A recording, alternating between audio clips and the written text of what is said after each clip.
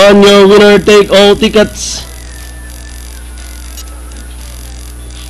Gates open, they're up and racing. Jungle Jingle draws for your lead. Running in second by the Real Victoria. Dancing Storms is racing in third, then racing in fourth. Bruno Scott, Angat ang Pinoy, and Chichi's Eyes as they race towards the half-mile pole. Two runners are fighting it out for the lead, running by the Real Victoria. Then on the outside, Jungle Jingle almost as one this time.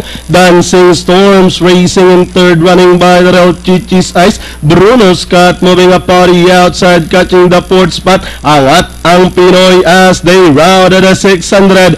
It's Jungle Jingle this time by our leg, running in second by the Real Victoria. Dancing Storm still in third. Bruno Scott, Angat ang Pinoy as they race at the final corner with Jungle Jingle this time by our line and a half. Victoria remains in second. Dancing Storms, Angat ang Pinoy, and down the stretch and leading the finish line, it's Jungle Jingle by about 4 lengths. Dancing Storms keep on hugging in second. Angat ang Pinoy with 50 meters. It's all Jungle Jingle, Dancing Storms, Angat ang Pinoy, Bruno Scott, Victoria, and Chichi's Eyes comes in last.